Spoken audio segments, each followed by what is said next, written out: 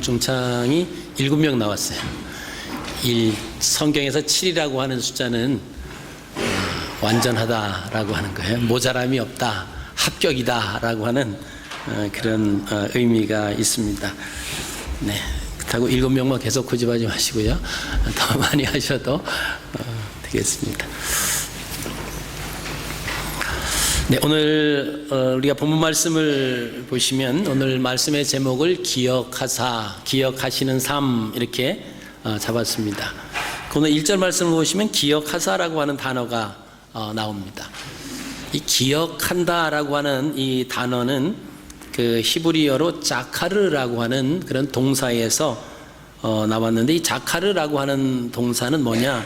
생각한다라고 하는 그런 의미를 가진 단어입니다.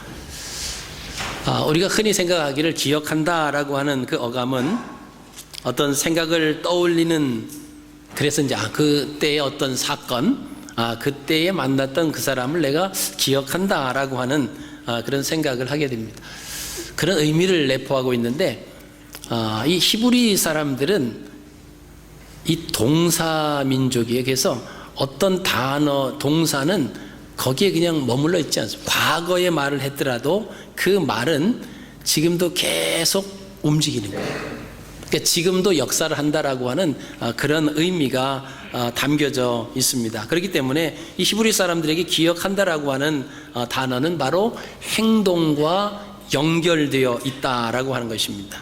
그래서 하나님께서 노아와 함께 방주에 있는 모든 들짐승과 육축을 기억하셨다라고 하는 그 말씀은 하나님께서 노아와 그의 가족과 그 안에 있는 모든 동물들을 향해서 이제 일하고 계신다, 역사하고 계신다라고 하는 그런 의미가 거기에 포함이 되어 있습니다. 그렇기 때문에 오늘 1절에 기억하사라고 하는 그 단어는 상당히 의미가 있는 그런 단어가 되겠습니다.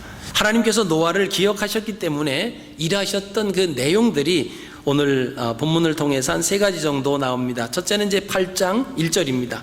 하나님이 노아와 그와 함께 방주에 있는 모든 들짐승과 육축을 기억하사 하나님이 바람을 땅 위에 불게 하심에 물이 줄어들었다. 하나님께서 바람을 땅 위에 불게 하셔서 물이 줄어들게 하신 그 이유는 뭐냐? 하나님께서 방주에 있는 노아와 그 모든 들짐승과 육축을 기억하셨기 때문에 그런다라고 하는 겁니다. 이 바람을 불어서 물이 마르게 하신 것은 하나님께서 방주 안에 있는 노아와 노아의 가족들, 그리고 동물과 육축들을 향하여 일하시기 시작하셨다라고 하는 그런 의미가 바로 기억하다라고 하는 자카르라고 하는 그런 단어에 포함이 되어 있다라고 하는 것입니다. 자, 두 번째는 2절 말씀이 됩니다. 기품의 샘과 하늘의 창이 닫히고 하늘에서 비가 그치매. 자, 기품의 샘, 하늘의 창. 자, 기품의 샘들이 다 터졌습니다. 그리고 하늘의 창들이 열렸다고 그랬습니다. 그래서 땅 아래에 있는 모든 샘들이 터져서 물이 솟아나기 시작을 했고, 하늘에서 창들이 열려서 물이 내렸다. 자, 그럼 하늘에서 무슨 창이 열려서 물이 내릴 수 있을까라고 하는 우리가 생각을 할 수 있습니다만은, 하나님께서 천지를 창조하실 때 6째 날, 6일 동안을 창조를 하십니다. 자, 첫째 날 하신 것이 뭐죠? 기억이 나십니까? 첫째 날 빛이 있으라, 그렇게 하셨어요. 둘째 날은 뭐 하셨죠? 둘째 날 뭐 하셨을까요? 궁창을 만드셨어요. 궁창. 자, 그 전에 창세기 1장 2절 말씀 보시면 모든 이 수면 위에 물이 다 덮여 있습니다. 그리고 그 수면 위로 여호와의 신이 운행하셨다라고 하는 그런 말씀이 있습니다. 그러니까 이 지구에 온통 물이 다 덮여 있었습니다. 첫째 날 빛을 만드시고 둘째 날은 궁창을 만드셨어요. 그래서 이 궁창 위의 물과 궁창 아래의 물을 나누셨다라고 하는 겁니다. 그래서 궁창 위와 궁창 아래의 물, 그래서 궁창 위에 있는 것을 가리켜서 하나님이 하늘이라고 칭하셨고, 궁창 아래에 있는 물들을 한 곳으로 모이게 하십니다. 그게 이제 바다가 되고 드러난 부분이 땅이 되어버립니다. 그리고 그 땅에다가 각종 씨 맺는 채소들, 나무들을 이제 3일째 날 창조를 하십니다. 그래서 하나님께서 인간이 살기 가장 좋은 그런 기온으로 그 환경을 만들어 주셨어요. 태양으로부터 내려오는 모든 그 유해한 그런 물질들이 이 물을 통해서 차단이 되어버립니다. 그러니까 사람이 살기에 아주 적합한 모든 온도와 모든 환경이 조성이 되어 있습니다. 그리고 이제 물들, 바다 밑에 있었던 물은 이제 한 곳으로 모이고 이제 땅이 드러나고 거기에서 이제 각종 씨 맺는 채소들이 또 이제 자랑해 나고 하셨던 것을 우리가 보시게 됩니다. 근데 이 창세기에 보면은 이제 노아의 홍수가 나옵니다. 노아가 홍수가 날 때 땅 아래에 있는 깊은 샘들이 다 터졌다고 그랬습니다. 그리고 하늘의 창들이 열렸다. 우리가 흔히 어르신들이 말씀할 때, 아니 하늘에 구멍이 났나 펑크가 났나, 왜 이렇게 막 억수같이 비가 쏟아질 때 뭐 그렇게 말씀하시잖아요. 그때 창조의 그 시기로 거슬러 올라가서 성경을 말씀을 보면 하나님께서 궁창을 만드시 궁창 위의 물과 궁창 아래의 물을 나누셨다라고 하는 겁니다. 근데 그때 노아 홍수 때 이 궁창 우에서 있어가지고 사람이 살기에 적합한 그런 환경, 유해한 그런 물질들이 들어온 것을 다 차단했던 그 물들이 노아 홍수 때 막 쏟아져 버립니다. 그래서 노아 홍수 이전에 살았던 사람들이, 성경에서 나오는 사람들의 생명은 평균 900세가 넘습니다. 이 아담은 930세까지 살았어요. 가장 오래 산 사람이 무두셀라 969세를 삽니다. 자, 근데 홍수가 났습니다. 홍수가 나고 나서 그 이후에 나오는 사람들의 나이는 현저하게 떨어집니다.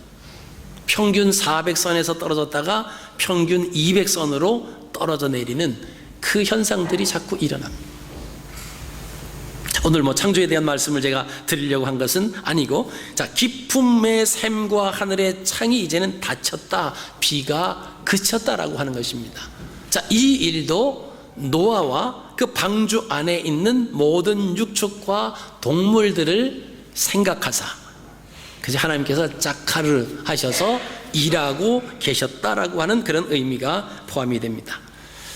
그리고 우리가 오늘 본문 말씀 속에서 18절부터 19절입니다. 노아가 그 아들들과 그의 아내와 그 며느리들과 함께 나왔고, 땅 위의 동물 곧 모든 짐승과 모든 기는 것과 모든 새도 그 종류대로 방주에서 나왔더라.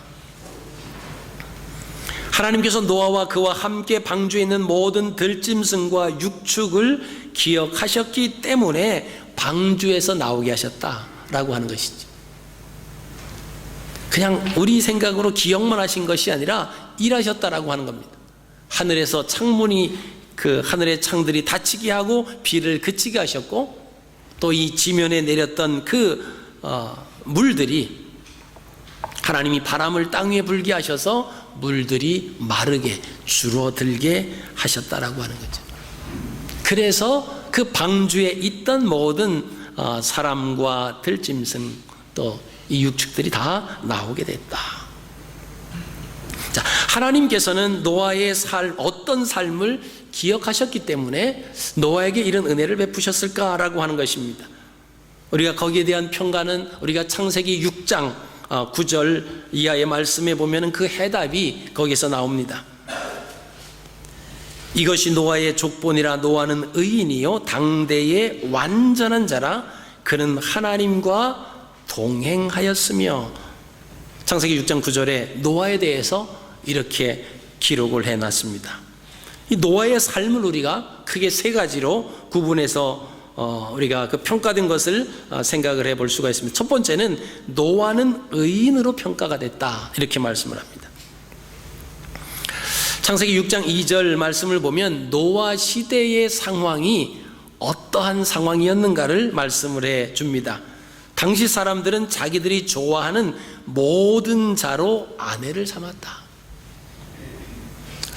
우리가 얼뜬 이 말씀을 이렇게 대하면 자기가 좋아하는 사람하고 같이 사는 아내를 만났는데 그게 뭐가 잘못됐느냐, 이렇게 생각을 하는데 단순히 결혼만을 말하는 것이 아닙니다. 우리가 창세기 4장 19절의 연장성산에 그 놓여 있는 그 상황에서 연결을 해보면은 노아 시대의 사람들은 육적 쾌락을 취하기 위해서 모든 것을 다 투자했더라고요. 거기는 질서도 없습니다. 거기는 하나님께서 한 남자와 한 여자의 만남, 이것도 없어요. 자기의 육적 쾌락을 위해서는 하나님의 말씀도 하나님의 질서도 전혀 생각하지 아니하고 자기가 원하는 대로 자기가 육적 쾌락을 위해서는 마음껏 못할 게 하나도 없는 그런 상황에 살아가고 있었던 것이 노아 시대의 사람들의 상황입니다. 그런데 노아는 오직 의를 전파했다. 베드로후서 2장에는 기록하고 있습니다. 회개하라, 홍수가 오느니라 라고 하는 그 말씀에 순종하는 일과 생명을 살리는 모든 것, 그 일에 이 노아는 투자를 했습니다. 하나님께서 배를 만들라고 말씀을 하십니다. 그 기간이 학자마다 주장하는 그 기간이 다릅니다만은 보통 100년, 120년 이렇게 이야기를 합니다. 노아가 그도 그럴 것이 그 노아의 가족들 아들 셋, 며느리 셋, 그 다음에 부인 하면은 총 해야 8명입니다. 근데 그 배 안에 들어갔던 그 동물들 종류별로 암수 2쌍씩 다 들어갔습니다. 정결한 것은 7쌍씩 들어갔어요.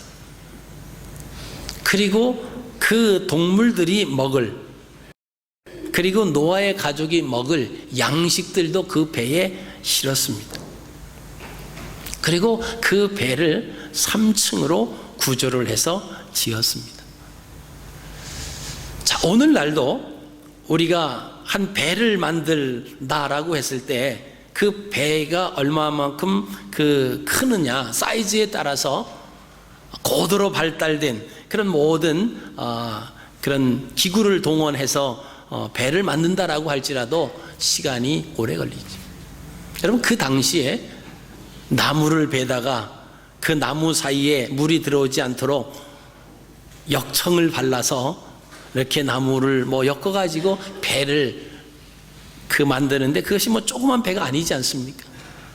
자, 그 정도면 얼마나 많은 시간이 들어갔을까? 그리고 그런 배를 만들기 위해서 또 얼마나 많은 그 노동력이 필요했을까라고 하는 것입니다. 그런데 사람들은 거기에 동조하지 않았다라고 하는 것입니다. 노아는 하나님의 말씀을 그대로 믿고 하나님 말씀에 순종하면서 배를 만듭니다. 근데 사람들은 자기 육적 쾌락에 즐기기 위해서 못할 것이 없는 모든 일들도 하는 그런 상황에 놓여 있는 사람들에게 회개하라고 하나님이 물로 심판을 하신다라고 하는 그 말씀이 들려진들 그들 귀에는 들어오지 않습니다. 우리는 때로는 어떤 모임에 갑니다. 어떤 미팅에 가고요. 또 사람들과 대화도 하죠. 저도 가끔씩 이렇게 그 미팅에 나가게 됩니다. 어떨 때는 이제 호주 그 교회에서 하는 그런 미팅에 때로는 한인노회에 담당하고 있을 땐 대표로 해서 참석을 합니다. 보통 3시간, 4시간, 한 번은 아들라이드에 전국총회에 참석을 했는데 일주일 동안 아침 8시 30분부터 시작해서 밤 8시 30분까지 계속 회의를 하는 거예요. 근데 참석하면 제가 뭐를 듣겠어요? 어떤 걸 듣겠습니까? 계속 이제 그 안건들이 올라와서 안건을 처리하고 또 다른 안건 계속 그럽니다. 거기에 제가 한인노회 대표로 참석을 했지만 저는 거기에 대해서 모두가 다 제가 귀를 기울이고 그 안건 처리하고 무슨 내용인지 다 듣지를 않아요.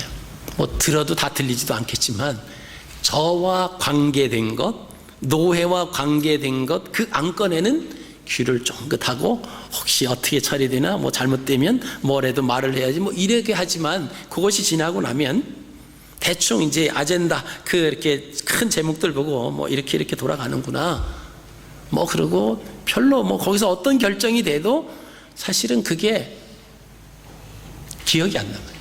나중에 이제 그 미니스로 이제 회의 내용을 한 것을 이제 이렇게 보내오면 이런 결정도 했구나, 이제 그렇게 생각을 합니다. 그러니까 자기와 연관되어 있지 않은 것에 대해서는 옆에서 큰 소리로 얘기를 해도 안 들어와요. 안 듣습니다. 자, 바로 노아 시대의 수많은 사람들이, 노아가 지금 하나님께서 물로 심판을 하시니까, 홍수가 오니까 회개하라, 이 말을 듣고는 뭐라고 그랬습니까? 믿지 않았어요. 왜요? 지금까지 비가 오기는 왔지만 그렇게 비가 많이 와서 정말 홍수가 나가지고 집을 이렇게 텐트를 넘고 산을 잠기고 그러한 일들은 지금까지 살아오면서 본 적이 없습니다. 그리고 우리가 아시는 그 팔레스틴 그 지역은 1년의 강수량이 적어요. 거의 비구경을 못하며 살아간다, 이렇게 우리가 생각을 해도 지나친 말은 아닙니다. 그런데 비가 내려서 홍수가 나서 그 홍수로 다 죽는다? 아마 그 이야기를 들었을 때 그 사람들은 물에 대한 그 관심이 많죠. 그래서 물이 좀 풍족하게 있었으면 좋겠다, 뭐 이렇게 생각을 하는 그런 사람들이기 때문에 아마 그 말을 들으면 전 그런 생각을 했습니다. 힘들고 가난하고 없이 사는 사람에게 돈이 다가 아닙니다. 이 돈이 많으면 오히려 가정이 파괴가 되고요, 엉뚱한 생각을 하고요, 하나님으로부터 떠나게 되고 믿음을 잃어버리는 일들이 더 많아집니다. 그러니까 돈만 보고 그렇게 달려가지 마십시오. 근데 그런 얘기를 들었을 때 대부분 그러죠. 반은 농담이지만 사실 농담 속에 진담이 있는 거예요. 그런 분들이 뭐죠? 그래도 그런 일이 일어난다 해도 나는 돈벼락 한번 맞았으면 좋겠다. 하나님을 떠나는 일, 그 돈 때문에 가정들이 파괴되는 일이 일어날지라도 돈벼락 한번 맞았으면 좋겠다. 이게 이제 반은 농담이지만 한쪽으로는 그 농담 속에 그 마음이 있는 거예요. 그러니까 이 사람들이 아마 그래?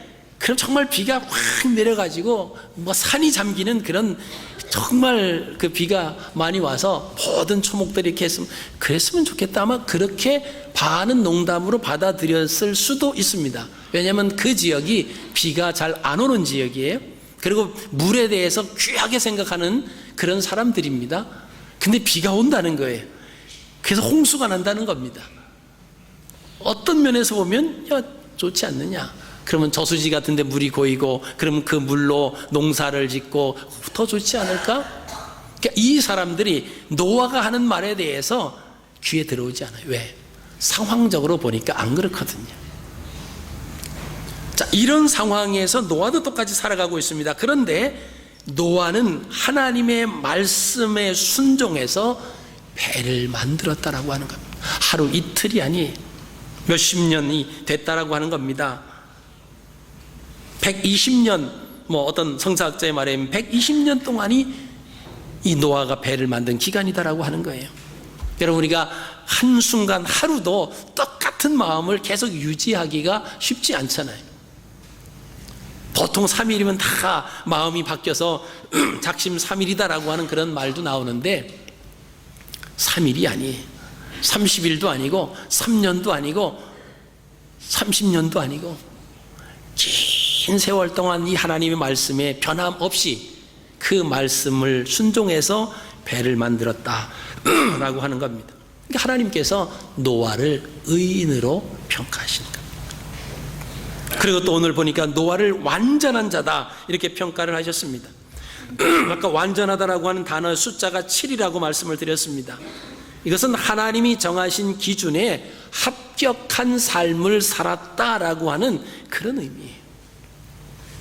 흠도 티도 결점도 하나도 없는 그것을 가리켜서 완전하다 그런 표현이 되기도 하지만은 하나님께서 완전하다, 온전하다라고 하는 그런 말씀의 의미와 히브리 사람들이 쓰는 7이라고 하는 그 숫자는 하나님의 기준에 합격했다라고 하는 그런 말입니다.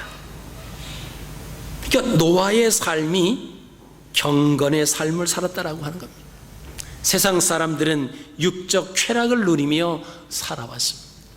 근데 노아는 경건의 삶을 살았습니다. 여러분, 오늘날 우리가 이 땅에서 신앙생활합니다.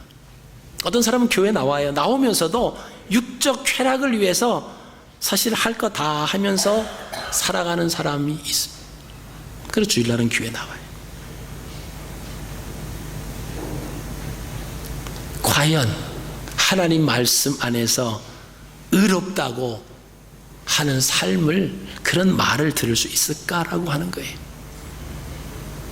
우리가 말씀을 통해서 변화되지 아니하면 하나님 앞에서 완전한 자다라고 하는 평가가 안 일어난다라고 하는 겁니다. 우리는 죄악이 많아요. 우리는 죄 지을 수 있습니다. 우리 송재선 집사님 기도하실 때 우리는 연약하고 나약하고 성경에 나오는 수많은 인물들이 다 유혹을 받아서 범죄하고 죄악 가운데 빠졌어요. 그렇게 훌륭한 사람들도 다 그런 가운데에 빠졌습니다. 자, 그럼 우리는 어떨까요? 어떻게 해야 됩니까? 우린 더 연약한 존재고 더 나약한 존재고 믿음이 약한 존재인데 포기할 수 없다라고 하는 겁니다. 인정하고 이만큼 믿음을 가지고 살려고 몸부림치는 그 사람들도 그렇게 유혹에 넘어가고 시험에 들었다라고 하면 우리는 더 많이 들어가고 하는 거죠. 그러면 우리는 더 정신을 차리고 살지 않으면 우리는 이 땅에 살면서 하나님 말씀을 쫓아서 살아가는 그런 삶과는 전혀 다른 그런 삶을 살아갈 수도 있다라고 하는 거죠. 그래서 사실 우리가 이 땅에서 믿음을 가지고 살아간다라고 하는 것이 그게 그렇게 쉬운 것은 아니에요. 몸부림치지 않으면 어둠의 세력이 우리를 가만히 놔두지 않습니다. 우리를 때로는 헐크로 만들고요, 때로는 사악하게 만들고요, 때로는 거짓말쟁이로 만들고요. 그 우리는 이용당하는 거예요. 끌려가는 겁니다. 그러면서도 못 느끼죠. 오늘 세 번째 보니까 노아를 하나님과 동행한 자다 이렇게 평가를 했습니다. 여러분, 동행하는 삶을, 이 삶은 뭐냐? 말씀과 함께 하는 삶을 말하는 거예요. 하나님 말씀에 순종하고 말씀을 따라가는 삶을 가리켜서 하나님과 동행했다라고 하는 표현을 씁니다. 자, 이러한 이유로 인해서 하나님께서는 노아를 기억하셨다는 거예요. 노아를 작하를 하셨다라고 하는 겁니다. 그래서 노아를 위해서 일하기 시작하신 거예요. 이 세상의 모든 사람들을 다 물로 쓸어버리려고 하셨는데 노아를 기억하사 노아에게 말씀을 하셨고 노아로 하여금 배를 짓게 하셨고 그 배에 노아의 가족과 모든 육축과 동물들이 그 암수 정한 대로 들어가게 하셨습니다. 그러는 홍수로 인해서 모든 것이 다 평정이 되어버립니다. 그리고 하나님께서 또 노아를 기억하사 하늘의 창들을 닫으시고 비가 멈추게 하시고 땅의 깊은 샘들이 막혀지게 하시고 바람을 불어서 창일하게 차 있던 물들이 마르게 하시고 결국에는 그 방주에 있던 사람들이 나오게 하시는 것을 우리가 오늘 말씀을 통해서 보시게 됩니다. 이것이 하나님의 은혜입니다. 자, 성경에는 하나님이 기억하시기 때문에 하나님의 역사하심을 경험했던 많은 그런 사례들이 나옵니다. 먼저 창세기 30장 22절부터 나오는 라헬이라고 하는 사람의 경우입니다. 22절부터 24절 말씀, 창세기 30장 22절 24절 말씀을 보시면 하나님이 라헬을 생각하신지라 하나님이 그를 들으시고 그 태를 여신 거로 그가 잉태하여 아들을 낳고 가로되 하나님이 나의 부끄러움을 씻으셨다 하고 그 이름을 요셉이라 하니 여호와는 다시 다른 아들을 내게 더하시기를 원하노라 함이었더라. 자, 라헬은 야곱과 결혼을 했습니다. 야곱이 라헬을 그렇게 사랑했어요. 근데 라헬이 아이를 낳지 못했습니다. 사실 이 야곱은 그 라헬의 언니 레아는 원하지 않았지만은 하여간 외삼촌의 그런 그 작전으로 인해서 레아를 언니를 아내로 맞아들였어요. 별로 마음에는 없었지만 어떻게 하다 보니까 그렇게 됐습니다. 근데 마음에 없는 레아는 4명의 아들들을 낳는 거예요. 근데 라헬은 한 명도 낳지를 못합니다. 그러니까 라헬은 자신의 여종 비라를 통해서 2 아들을 낳습니다. 자기가 못 나니까 대신 데리고 있던 그 몸종이 자기에게 속했으니까 결국 비라를 통해서 아들을 낳으면 결국 자기가 낳은 거와 진배가 없는 거예요. 그 당시 문화가 그랬습니다. 그러니까 사라가 하갈을 통해서 아브라함에게 자녀를 낳으라고 해서 낳은 그 아들이 이스마엘이에요. 왜? 하갈은 자기 사라의 몸종이었기 때문에 몸종이 아들을 낳으면 그 몸종을 데리고 있는 자기에게 속해 있기 때문에 자기의 아들과 진배가 없다. 그런 문화였습니다. 그래서 비라를 통해서 2 아들을 낳습니다. 그랬더니 이 언니 레아도 자기의 또 몸종을 통해서 2 아들을 낳습니다. 그리고 다시 레아는 2 아들과 딸을 낳았어요. 근데 라헬은 한 명도 낳지를 못했습니다. 자, 거기서 라헬은 더 이상 인간적인 방법을 동원하지 아니하고 신앙적인 방법으로 해결을 하려고 했던 것을 우리가 보시게 됩니다. 하나님은 라헬을 불쌍히 여기시고 그를 생각하셨다라고 오늘 창세기 30장 22절엔 말씀하고 있습니다. 하나님이 라헬을 생각하신지라, 하나님이 라헬을 기억하신지라 라고 하는 단어와 똑같다라고 하는 것입니다. 그래서 하나님께서 라헬을 생각하셔서 그 태를 여셔서 그가 잉태하여 아들을 낳는데 그 아들이 바로 요셉이다라고 하는 것입니다. 하나님께서 라헬을 생각해 주셔서 라헬을 기억해 주셔서 하나님이 역사하심으로 라헬이 하나님의 은혜를 받았다라고 하는 거죠. 그 결과가 요셉으로 나타났다라고 하는 것입니다. 또 출애굽기 2장에 보면 이스라엘의 경우를 또 우리가 보시게 됩니다. 하나님이 기억하셨기 때문에 응답된 사례입니다. 자, 출애굽기 2장 24절 말씀 보시면 하나님이 그 고통 소리를 들으시고 아브라함과 이삭과 야곱에게 세운 그 언약을 기억하사 이스라엘 자손을 생각하셨다. 자, 하나님께서 이스라엘 자손이 애굽에서 고역으로 인해서 탄식하며 부르짖는 소리를 들으십니다. 그리고는 아브라함과 이삭과 야곱에게 세우셨던 너의 자손을 창대케 하고 너의 자손이 복을 받는 그런 민족으로, 뛰어난 민족으로 내가 세워주겠다 아브라함에게 말씀하셨어요. 하나님께서 그 기억을, 그 언약을 기억하셨다라고 하는 거예요. 그때 세우신 언약을 생각하셨다. 라고 하는 그런 말씀입니다. 그래서 하나님께서 그들이 부르짖는 소리를 들으시고 그 전에 그의 조상들과 맺으셨던 그 언약을 기억하셔서 그들에게 일하기를 시작하셨다라고 하는 거죠. 그래서 출애굽기 14장 말씀을 보시면은 모세가 이스라엘 백성들을 이끌고 나옵니다.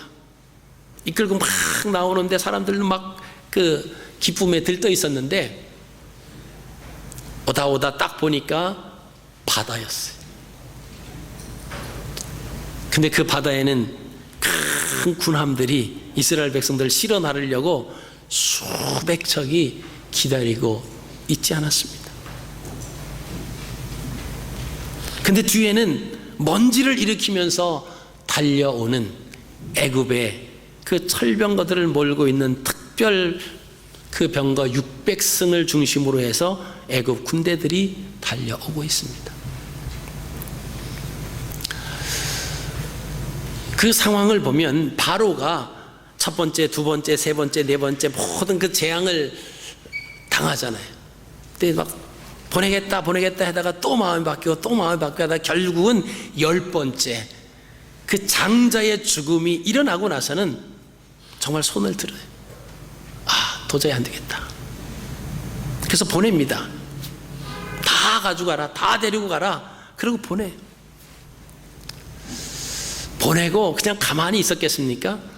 정말 이게 저들이 믿는 그 유일하신 여호와의 역사냐? 아니면은 우연의 일치로 저들이 말할 때 이런 역사가 일어났고 아들들, 이 장자들이 죽는 그런 역사냐? 이 사람이 그때는 아니다 하고 손을 들었다가도 시간이 지나면 또 자꾸 다르게 생각을 하게 되거든요. 그러니까 그들이 가는 그 길을 주시를 하게 돼요. 보고를 받습니다. 어디를 가서 어디로 해서 어디로 이끌어 갑니다. 다 하는데 가는 행로를 보니까 잘못 가고 있는 거예요. 바닷가로 데리고 가고 있습니다. 바다 위로 해서 육지로 넘어가야 되는데 아니면 배를 타고 가야 되는데 배는 없고 비행기도 없고 그럼 결국은 그 한 200만 되는 그 수많은 사람들을 데리고 육지로 가야 되는데 지금 바다로 가고 있어요. 그때 바로가 그런 생각을 합니다. 이거는 모세를 하나님이 저들의 신이 인도하는 게 아니구나. 그들의 신이 정말 모세를 중심으로 인도했다라고 하면 바닷가로 데리고 갈 이유가 하나도 없잖아요. 그래서 이거는 우연의 일치 거다. 이거는 그들의 신이 이제 그들을 인도하는 것이 아니다. 그런 생각을 하고는 이 사람들을 다시 잡아야 되겠다. 이 사람들 노동력 이런 생각을 하니까 이게 엄청난 손실입니다. 그래서 자기가 왕궁에 있던 특별 병거 600승과 그 장관들을 직접 몰게 해서 진두지휘하면서 가서 그 사람들을 잡아오겠다라고 하는 그 사건이 막 다가오는 거예요. 먼지를 일으키면서 막 추격해 옵니다. 근데 앞에는 바다에 앞으로 가도 죽고 가만히 있어도 잡혀서 또 끌려갈 수밖에 없는 그런 상황에 놓여져 있습니다. 자, 그때 하나님께서 모세를 향해서 모세가 지팡이를 들고 그 바다를 향해서 내밀으라고 그랬습니다. 그리고 하나님은 큰 동풍으로 밤새도록 바닷물을 물러가게 하셨다라고 했습니다. 그래서 물이 갈라져서 마른 땅이 되었다. 백성들이 그 홍해를 길처럼 건넜다라고 하는 내용이 나옵니다. 자, 그럼 다가오던 그 애굽 사람들은 어떻게 했습니까? 하나님께서 그들 앞에 구름 기둥으로 막아버리신 캄캄한 밤이 됐습니다. 지륵 같은 밤이 됐어요. 더 이상 추격할 수 없는 그런 상황이 되니까 더 이상 이게 전진해 오지 못하죠. 그리고 그 밤에 하나님은 밤새도록 동풍을 불어서 홍해를 갈라지게 하십니다. 그리고 이스라엘 백성들이 건너게 하시고, 자, 이스라엘 백성들이 다 건널 쯤에 구름 기둥이 벗겨지죠. 이 애굽 사람들이 다시 보니까 이 이스라엘 사람들이 다 건너가고 있어요. 거기를 달려 들어옵니다. 이스라엘 백성들이 다 건너고 나서 하나님께서 다시금 모세를 향해서 바다를 향해서 지팡이를 내밀으라고 하셨을 때, 그 지팡이를 내밀었을 때 바다가 여상해졌더라. 그들이 다 수장되고 말았다라고 하는 것입니다. 하나님께서 자신의 백성을 기억하실 때, 우리가 행한 일에 대해서 기억하실 때 우리는 하나님의 은혜를 받게 되고 하나님의 은혜를 체험하게 됩니다. 느헤미야 5장 19절에 이런 말씀이 있습니다. 내 하나님이여, 내가 이 백성을 위하여 행한 모든 일을 생각하시고 내게 은혜를 베푸시옵소서. 여러분, 이 말씀을 통해서 본다면 예수 믿는 사람들의 삶이 매우 중요하다라고 하는 것입니다. 아무렇게나 살아서는 안 된다라고 하는 것입니다. 훗날 하나님 앞에서 내 하나님이여, 내가 이 백성을 위하여 행한 모든 일을 생각하시고 내게 은혜를 베푸시옵소서.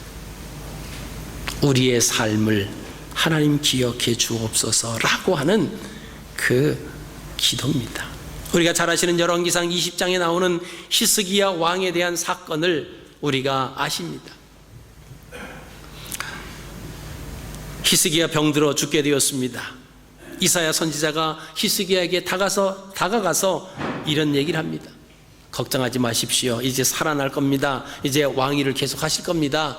이렇게 말하는 것이 아니라 내가 죽고 살지 못하리라, 이게 하나님 말씀이라는 거예요.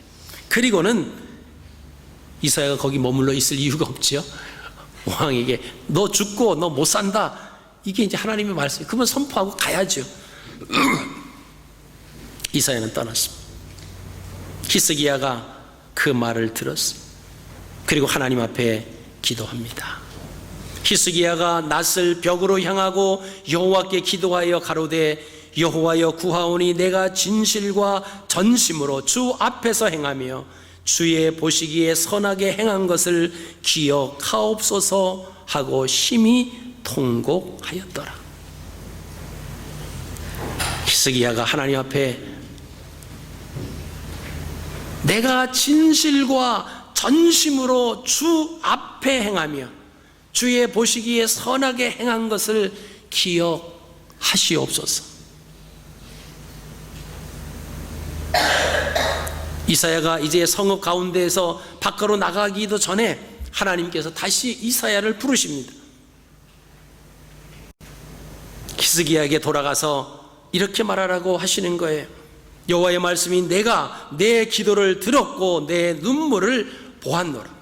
내가 너를 낫게 하리니 내가 3일 만에 여호와의 전에 올라가겠고 내가 내 날을 15년을 더할 것이며 내가 너와 이 성을 아수르 왕의 손에서 구원하고 내가 나를 위하고 또 내 종 다윗을 위함으로 이 성을 보호하리라 하셨다 하라. 분명히 이사야 선지자는 하나님의 말씀을 듣고 그 말씀을 가지고 히스기야를 찾아가서 하나님 말씀을 전했습니다. 내가 죽고 살지 못하리라, 이게 하나님 말씀이에요. 그리고 뒤돌아서 성을 빠져나가려고 하는데 하나님이 다시 부르시, 다시 돌아가서 내가 다시 살아나. 왜? 내가 너의 기도를 들었고 내 눈물을 보았다라고 하는 거예요. 그 사이에 히스기야는 하나님 앞에 내가 진실과 전심으로 주 앞에서 행하며 주의 보시기에 선하게 살아간 것을 하나님 기억해 주옵소서 하고 통곡하는 그 기도와 그 눈물을 보았다라고 하는 것입니다. 히스기야의 삶이 세 가지로 소개가 됩니다. 첫째는 내가 진실과 전심으로 하나님 앞에 부끄러움 없는 삶을 살았다라고 하는 것입니다. 그리고 주 앞에서 행하며 코람데오, 하나님 면전에서 내가 지금까지 살아왔던 거 하나님 다 아시잖아요. 내가 가정에서의 삶, 내가 사회 속에서의 삶, 직장에서의 삶 하나님 다 아시잖아요.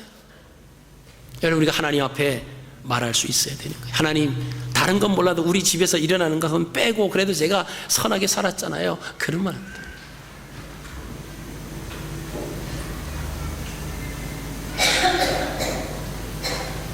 여러분, 부모님들이 자녀들의 신앙에 대해서 강하게 요청하지 못하고 강하게 그들에게 제시하지 못하는 이유 중에 하나가 뭔지 아십니까? 부모가 부모로서 집에서 떳떳하지 못한 거예요.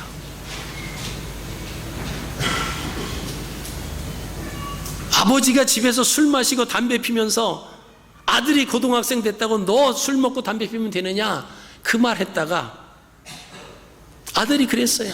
아버지는 교회에서 집 사면서 왜 술 마셔요? 왜 담배 펴요? 그리고 교회 갈 때는 안 먹는 것처럼 안 피는 것처럼 하면서, 여러분, 그 말 한마디에 다시는 그 아들에 대해서 왜 술 먹냐, 왜 담배 피냐 말을 못했다라고 하는 그 간증을 하는 그 분의 간증을 들은 적이 있습니다. 그죠? 내가 떳떳하지 못하면 어떻게 자녀들에게 이렇게 하라 저렇게 하라, 너 성경 좀 읽어야지, 기도 좀 해야지. 아니, 엄마 아빠가 기도 안 하고 성경을 안 읽는데 어떻게 성경 읽으라고 말하겠어요?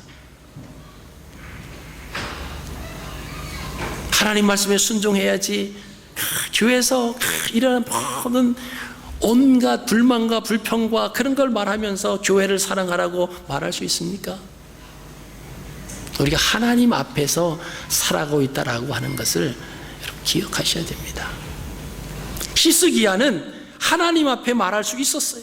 내가 이제 죽을 것이다, 다시 살지 못할 거다라고 하는 그 말씀을 듣고 하나님 앞에서, 하나님, 내가 진실과 전심으로 주님 앞에서 행했던 이 일들, 주님 보시기에 선하게 산 것 기억해 주옵소서. 우리는 연약해요. 때로는 죄질 수 있습니다. 때로는 잘못할 수 있어요. 그런데 문제는 그것을 하나님 앞에 회개하지 아니하고 덮어두면 안 된다라고 하는 것입니다. 우리가 거짓말할 수 있습니다. 다른 사람 속여서 다른 사람 억울하게 하고 내 이득을 챙길 수도 있어요. 사람의 생각에 따라서 얼마든지 죄악 가운데 우리가 유혹될 수 있습니다. 근데 그것을 합리화시키려고 하면은 안 되고, 그것을 우리가 받아들여야 돼. 그리고 인정하면 됩니다. 그리고 하나님 앞에 회개하는 거예요. 그리고 용서를 구하는 겁니다. 하나님께서는 우리가 회개한 부분, 그 부분에 대해서 너 이런 죄를 졌는데 어떻게 너를 용서하느냐, 그러지 않으십니다. 정말 내가 그 지은 잘못된 것에 대해서 하나님 앞에 회개했다라고 하면 하나님은 그 회개한 것에 대해서 사해 주시고 용서해 주시는 거죠. 그게 하나님의 사랑이에요. 근데 우리는 회개하지 아니하고 죄를 고백하지도 아니하고, 하나님은 사랑이시니까 하나님 나 살려주실 수 있잖아요. 나 좀 살려주세요. 제가 죄 졌지만 하나님 그래도 제 죄를 용서해 주세요. 이거는 회개가 아니에요. 하나님 앞에 간구하는 겁니다. 우리가 죄를 지으면 반드시 회개해야 돼요. 이 죄를 내가 깨달아야 됩니다. 그래서 히스기야는 하나님 앞에 그렇게 기도했습니다. 여러분, 또 하나의 우리 신약 성경에서 나오는, 신약 누가복음 23장에 나오는 예수님과 함께 십자가에 달린 두 행악자들, 옆에 있는 한 죽어져가는 그 행악자가 예수님을 향해서 비방합니다. 그런데 다른 편에 있었던 강도가 그 사람을 꾸짖습니다. 내가 동일한 죄를 받고서도 하나님을 두려워 아니하느냐? 우리는 우리의 행한 일에 상당한 보응을 받는 것이니 이에 당연하거니와 이 사람의 행한 것은 옳지 않은 것이 없느니라. 그러면서 예수님을 향해서 예수님 나라에 임하실 때 나를 생각해 주옵소서. 자기 죄 지은 거 알아요. 자기는 죽어야 마땅합니다. 근데 지금 그것을 뉘우치고 있는 거예요. 잘못된 것을 뉘우치고 있습니다. 근데 옆에 있었던 그 죄인은 예수님을 향해서 비방하는 거예요. 자, 그랬을 때 예수님이 뭐라고 말씀하십니까? 내가 진실로 내게 이르노니 오늘 내가 나와 함께 낙원에 있으리라. 비록 작은 일이지만 예수님은 기억하시겠다고 말씀하셨습니다. 부끄러운 구원이지요. 그러나 그 마지막 순간에 나는 죽어 마땅한 죄를 져서 죽는 것이 마땅하지만 뉘우치는 겁니다. 그리고 예수님, 나를 좀 생각해 주십시오. 예수님은 그것을 받아들이시는 거예요. 이게 은혜입니다. 우리는 하나의 흠도 티도 없이 완벽한 삶을 살아가는 그런 사람을 추구하며 살기를 원하죠. 그런 사람은 이 세상에 아무도 없습니다. 아무도 없어요. 그렇다고 마음 놓고 죄를 져도 되느냐? 그건 아니죠. 우리는 예수 믿으면서 넘어지기도 하고 쓰러지기도 합니다. 뭐 다 넘어지는데 뭐 내가 넘어진 거 어때? 또 넘어져도 괜찮아. 그게 아니라 넘어짐에 대한, 말씀의 어긋남에 대한 회개와 잘못된 것을 깨닫고 또 가다 보면 또 넘어질 수 있어요. 또 다른 일로 넘어질 수 있습니다. 근데 문제는 넘어지는 것이 문제가 아니라 넘어졌을 때, 죄를 지었을 때 어떻게 하는 거냐라고 하는 것이, 그게 소중하지요. 하나님을 바라보며 십자가를 바라보며 다시 일어나는 거예요. 그리고 우리의 부족함을 인정하는 겁니다. 부모들은 자녀들에게 좀 부족하고 좀 이렇게 부모가 자녀 볼 때에 이렇게 좀 잘 돼 보이기를 은근히 원하잖아요. 그래서 자녀들에게 잘못을 했어도 절대 내가 잘못했어, 미안해, 용서해줘, 그렇게 안 해요. 대개 아버지들은 한 톤의 목소리를 좀 더 높이죠. 그러면서 큰 소리를 치기도 하고 뭐 이렇게 하죠. 그럼 그게 먹히는 것이 아니에요. 잘못했는데 잘못을 인정하면 그냥 평화롭게 될 텐데, 그냥 잘못한 걸 인정 못하다 보니까 자꾸 언성을 높여지고 거짓말이 들어가고 그럴 수 있지. 왜? 부모라고 완벽한 것이 아니에요. 그래, 엄마 아빠가 살다 보니까 또 이렇게 죄를 졌구나, 미안하다, 정말 잘못된 것을 인정한다, 너도 엄마 아빠를 좀 이해해줘라, 용서해줘라, 앞으로 하나님 말씀에서 우리가 더 잘 하나님 말씀대로 순종하며 살아가 보자. 그럼 이런 대화가 좋겠어요? 야, 엄마 아빠가 자꾸 근데 엄마 아빠 입장이 내게 대해서 모르지, 엄마 아빠가 대봐, 그때는 이해할 거야. 이 대화가 좋겠어요? 우리의 연약함 우리가 인정할 수 있어야 돼요. 우리가 하나님 앞에 서 있다라고 하는 것. 그래서 마지막 때 우리가 하나님 앞에서 또 어떤 일을 만났을 때 우리가 말할 수 있어야 됩니다. 하나님께서 우리를 생각하신 일들을 우리가 기억할 때 감사로 나타납니다. 기억하다, 생각하다라고 하는 단어에서 감사하다라고 하는 단어가 만들어졌다고 합니다. 감사하는 삶은 하나님이 우리에게 행하신 일들을 기억할 때, 하나님이 우리에게 베풀어 주신 것들을 생각할 때 감사가 나온다라고 하는 거예요. 하나님이 내게 지금까지 베풀어 주시고 이끌어 주셨던 것을 우리가 기억하고 생각함으로 인해서 나타나는 것이 감사라고 하는 거예요. 근데 그 생각이 없으면, 그 기억이 안 나면 감사하지 못하지.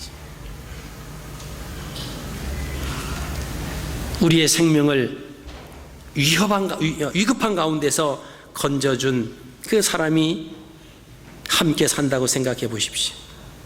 어릴 때니까 몰랐어요. 근데 어릴 때 정말 죽을 수밖에 없는 그런 상황에서 그 사람이 도움이 아니었으면 살아날 수 없는 그런 상황에 있었는데 건져줬어요. 그래서 도와줬습니다. 그래서 살았습니다. 그래서 장성한 사람이 됐어요. 그 사람이 자기를 도와준 사람을 생각하지 못하고 기억하지 못한다라고 하면 감사할 수 있을까요? 감사하지 못합니다. 그러나 그것을 생각하고 기억한다라고 하면 그 사람에게 감사하지 말라고 해도 이 속에서부터 우러나오는 감사로 할 겁니다. 여러분, 하나님께서 우리에게 베풀어 주신 그 놀라운 은혜를 우리가 생각하면 우리 삶 속에서는 감사가 나오게 됩니다. 하나님께서 우리를 기억하시고 하나님께서 우리를 생각하심으로 인해서 우리에게 나타나는 것은 하나님의 일하심, 그 놀라운 역사가 일어난다라고 하는 것입니다. 여러분, 우리가 곤란한 일을 당했을 때 우리가 하나님 앞에 하나님 나를 기억해 주시옵소서 이런 기도를 할 수 있는 우리가 되어야 될 줄로 압니다.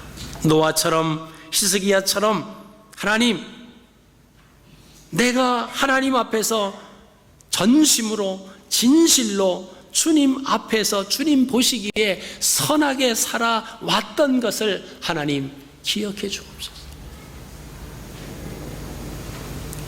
하나님께서 우리의 기도를 들으시고 응답하시는, 일하시는 그 놀라운 역사가 우리의 삶 가운데 일어나서 또 그 은혜를 받고 그 은혜를 생각하고 우리는 또 하나님 앞에 감사하는 그런 하나님의 자녀의 삶을 이 한 주간도 사시기를 주님의 이름으로 축복합니다. 살아계신 아버지 하나님,